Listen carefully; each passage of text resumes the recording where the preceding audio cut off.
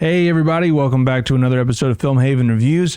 I'm your host Sawyer as always, and today we are continuing our Deep South horror theme with the not as critically acclaimed film as Sinners, The Skeleton Key with Kate Hudson from 2005. Before we get into that though, I do have a bit of, I'd say, some bittersweet news.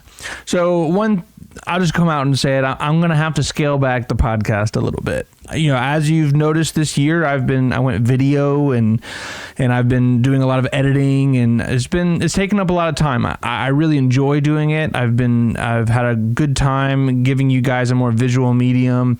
It is a little bit more in line to the type of vision that I have for this podcast in the future. However, you know, this is a hobby, it is a side project, and it does not generate any revenue, of course. So it is a passion project. And with that, I'm in a bit of a transition period in life in general.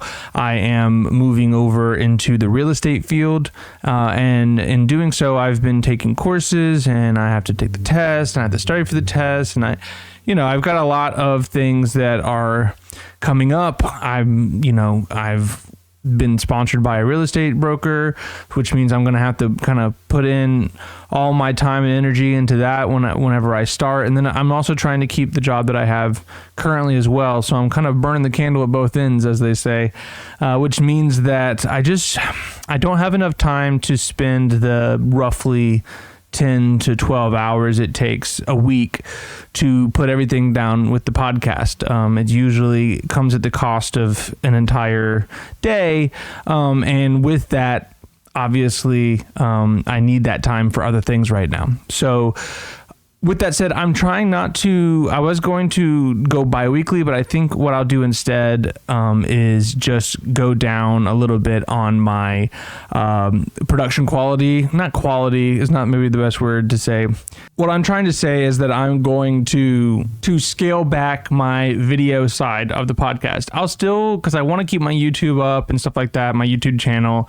I'll still post a video of me talking since I already have that set up. But the thing that takes the most time is getting the clips for the movie and editing them into the episode, and with that comes some really detailed outlining and all that kind of stuff, which is great. I love doing that. It just takes up a lot of time, and I'm not saying that I won't get back into that whenever I do have more time, but right now, like I said, it's just transition period. I'm not exactly sure right now. I know that I have to spend, it's a huge time investment into this kind of career transition that I'm doing, and so what that means is that we're going to go back a little bit. We're going to go back to how it was maybe just before the end of the year, where it's more of an audio format with a little bit of a visual. You can see me talking if you'd like.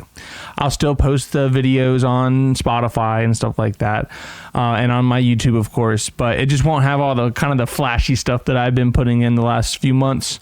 It'll just be more me talking about my first impressions of the movie that we're talking about within a theme, which is for about 95% of the history of this podcast. That's what we've been doing. So it doesn't take too much time for me to watch a movie and talk about it and then write a little review for the Instagram.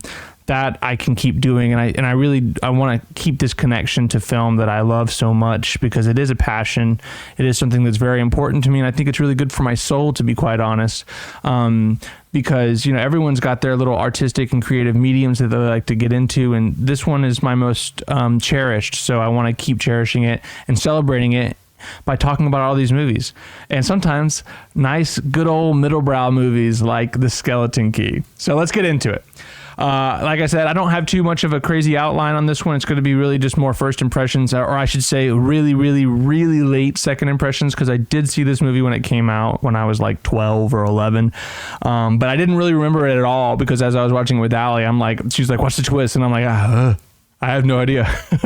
So this, once again, this Deep South horror, it's kind of a continuation of the Ace Bad Spookers, because this is the classic kind of ghost mystery thriller where there's always a twist at the end. Let's get into the synopsis. I'm not going to do like I normally have been doing, this long narrative breakdown, but I will read from the IMDb, of course. And IMDb says, a hospice nurse working at a spooky New Orleans plantation home finds herself entangled in a mystery involving the house's dark past. And of course, that is super vague, but basically, you have Kate Blanchett's character Caroline, and all the characters like to say Caroline, and they say it a lot. She works as a hospice nurse, and she wants to do something a little bit different because she's feeling the weight of the institutional hospice care industry, I guess. The movie starts off with her kind of dealing facilitating the end of life of a patient at her little office that she's working at, and the little nursing home. And when she gets all of his kind of personal objects, and is like, what do you want to do with this? And he's like, well, he doesn't have any friends or family, so just toss it out back in the garbage. And that really strikes a nerve with her. And so she decides that she wants to maybe do something a little bit more personal, maybe take on a job that has her going into maybe more one-on-one instead of like specialized, instead of just working within the industry within like a big building. And that of course brings her to this very remote New Orleans plantation where it's a classic creepy house, and it's a classic creepy invalid old man that she has to take care of. And the old man's wife is very eccentric, shall we say. She's got lots of opinions, very old-fashioned, and yeah, so as you get into the story, you start realizing that, of course, there's more to this house and its previous owners, has a lot to do with former slaves, and then also some helpers, some servants that also had something to do with some of the past that happened, some tragic events, some, classic, some lynchings, things like that. And then there's ghost kind of story with that. The hook of the movie really is that she is taking care of this old man, and the old man, it seems like his invalid nature is maybe not as natural as you may think. There's definitely no question that he can't move, but it's how much can he move? How much could he possibly talk? And then you've got a little bit of element of, is it the ghosts that are doing it to him? And two, the actual scary part of the movie really is the idea that he is unable to move, unable to speak, and yet there's these ghosts or these entities that are plaguing him or scaring him. That's very scary, to not be able to move, and you've got evil spirits coming at you.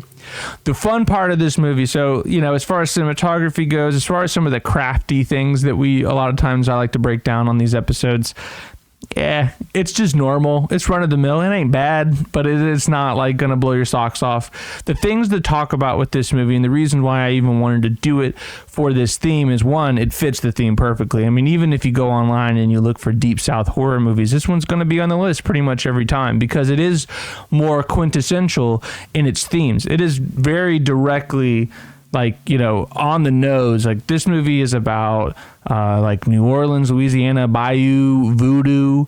It's about that kind of stuff. And recently just watched again a movie I reviewed a million years ago, Serpent in the Rainbow, which is about Haitian voodoo. And of course, there's a big connection there between Haitian voodoo and New Orleans voodoo and all that kind of stuff. And so there's a lot of that. Or in this one, it's hoodoo. Not voodoo, it's hoodoo. But it's just kind of like I was talking about.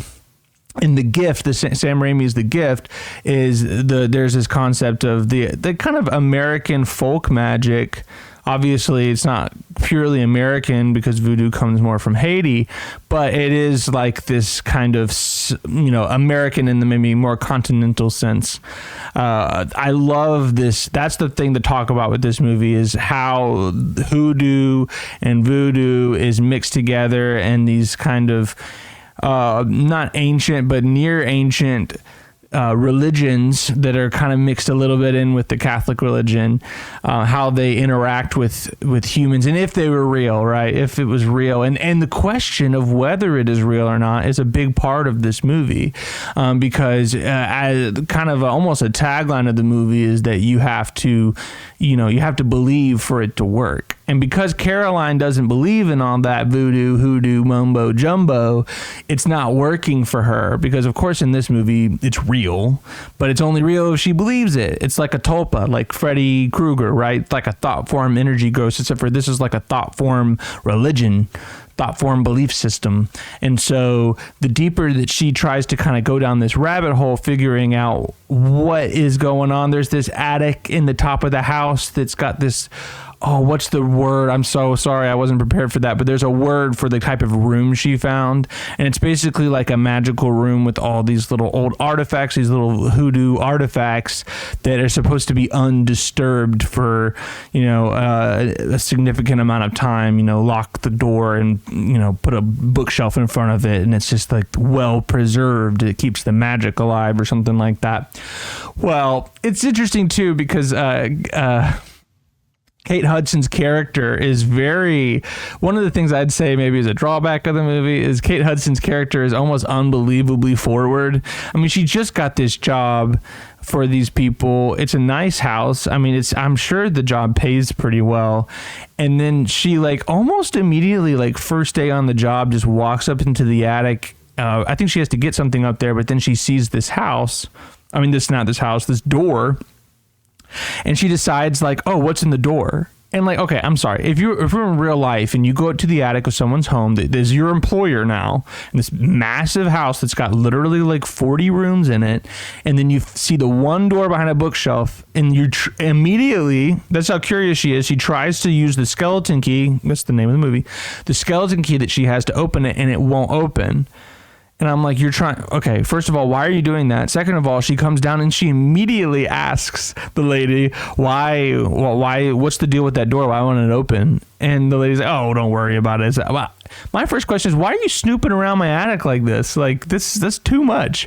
Throughout the movie, too, Caroline just has no problem being super forward, super aggressive, asking questions. She just I don't know. I'm kind of on the fence on whether I think it's a good character thing. It's just her character. She's just and to be fair, her character is very consistent throughout the movie. She is very bullheaded. If she gets her mind set on something, she's going to go for it. That kind of stuff. The whole reason why she's even here was because she had a problem with the way the institutions were working, so she quit. So she is a little impulsive, a little more I'm just going to go with what my gut says. So maybe it makes sense. But at the same time, as far as a little bit of it is an issue with the script, maybe, or maybe the pacing, because it's whoa, things are happening so fast because you're just bullheading your way into the narrative. So at the same time, this movie didn't need to be any longer than it was, which I think is around 90 minutes. So fair enough. If you try to, it's a good character to write if you're trying to move the story along, I suppose. But there were definitely points in the movie where I was like, this is unrealistically, who does this? But I guess in reality, some people with that kind of forceful attitude, maybe they do. She just lacks propriety a little bit, right? For someone, and maybe it's because she's not from the Deep South, she doesn't know manners or something, but she just doesn't. She's very curt and very just pushy. And I'm like, wow, I wouldn't want her to be my end of care nurse. I guess maybe, or maybe you do. I'm not sure. I'm getting off topic a little bit here, but if we're talking about things I didn't like too much, I thought her character was a little too pushy for realism. And so it's one thing to be bullheaded, it's another thing to almost seemingly be written that way as a device, if that makes sense. So yeah, so she finds this room, and that of course leads her to more questions, and that's kind of how the movie goes, and that's why it is interesting, because there is a bit of a kind of a good pacing in that sense, where she finds the room and now what's going on with that, and then you try to figure out the backstory, and then she's going back into New Orleans and investigating on the hoodoo side, investigating the religion. Meanwhile, she's coming back to work and more things are happening, and then there's a little bit of this kind of classic thriller thing where the person investigating this rabbit hole, there are things happening that are kind of I know I saw that, and then someone has magically fixed the issue, and so whenever the person that she's bringing to prove that some kind of hooky jooky stuff is going on to see as a witness, it's now gone, and so now she looks crazy, right? There's a lot of that. I would say the issues with the movie as the good things, as we just talked about, are the vibe, the atmosphere, the Deep South, the set design. That really loved the attic area. The whole house was really cool. Love a good, character. Like I always say, whenever the environment is the character, that's always a fun thing. And there is some actiony kind of stuff that a lot of thrillers have. Of course, once the ball drops and everyone's, she's running for her life and they're using the yard and the boathouse and the bayou, all that kind of stuff is being utilized really well. I like that. I like the set design. I like I guess you could say this is the script. I really like the setting that they chose. I like the way that the story plays out with that setting. On the other hand, it's supposed to be a scary, spooky movie, and it's not at all. Like, it's just not scary. It's not spooky. It's a little conceptually, like I said, if you put yourself in the mind of John Hurt's character, who is the invalid, it's creepy. It's creepy to think about. It's more like the concept than it is like, ooh, like I'm going to go under the covers. I'm spooked. Like some of these last spookers, they had good jump scares. They had good, even if it wasn't like the scariest movie in the world, like, Gothica and what was the other one? Stir of Echoes. Both of those had really quality jump scares. Now, while the Gift's jump scares weren't as good, the story itself was better than both, so it made up for it. This one, the story's not as good as The Gift. The jump scares aren't as good as the other movies. If we're kind of putting it back, it's hard to, we're definitely not comparing it to Sinners because that movie is hard to compare to because it's so good. But if we're going, I gave 7 out of 10s across the board at the ASPAD Spookers. So in this one, they're going to have to go 6.5 because I believe that it was a little underwhelming on some aspects. It did have a cool resolution. It had a really good, I really liked the final kind of twist. I thought that was cool. It wasn't necessarily mind-blowing, but it was cool. And I think it worked really well with kind of bringing the past together with the present. It also just kind of like had a good bit of an aftertaste to it, I guess. The aftertaste of it was maybe a little morbid, but like in a cool way. Reminds me of like a Lovecraft story or something. And so there's that. I do like that, but at the same, and 2 at the end, this won't reveal anything because I do think this is not worth spoiling it for anyone who hasn't seen it.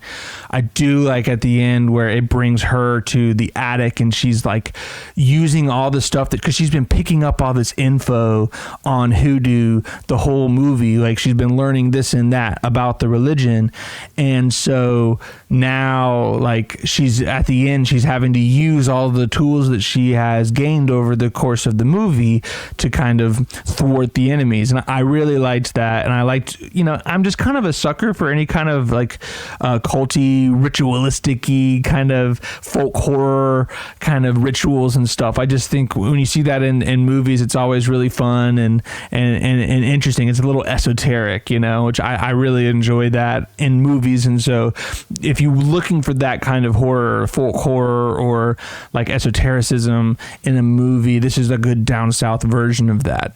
So it's got a lot of the good ingredients that I like, which is why I'm giving it a 6.5 out of 10. Definitely not a bad movie, but it is a little...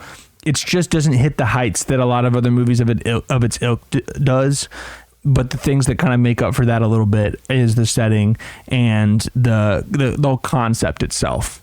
So also, awesome name. Can we say that? The Skeleton Key. Like, you remember that name. Like, you're like, even though the movie itself may not be that memorable, I'm not going to be like, what was that movie? It's The Skeleton Key. Very good name. Really enjoy the title.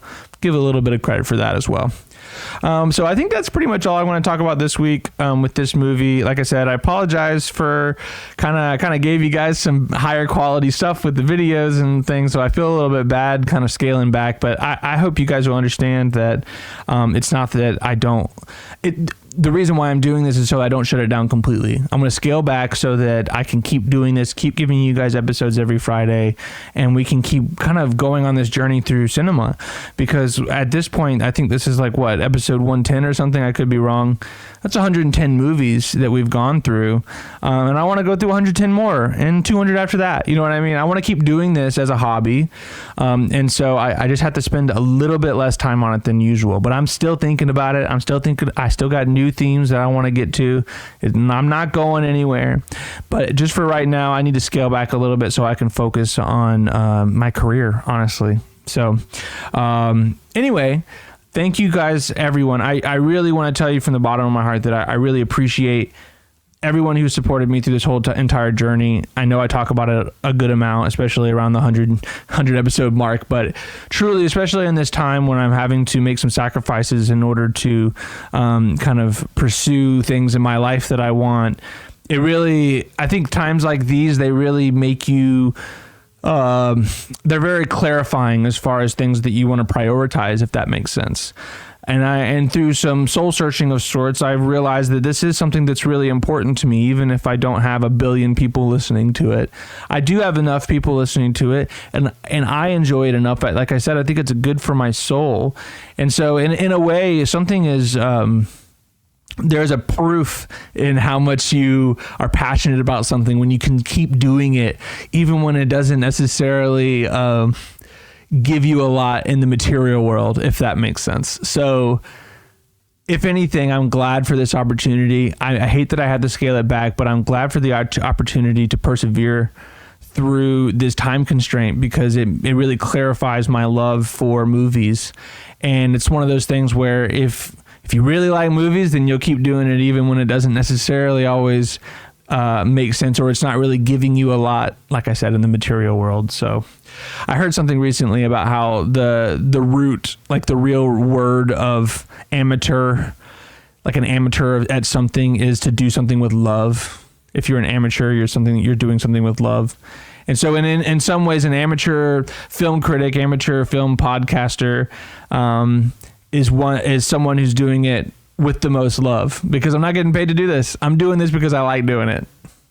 So anyway, enough of getting on my soapbox about this. I just want to appreciate everybody. And for those of you, like all those people that have stayed with me for a long time, I really appreciate the support.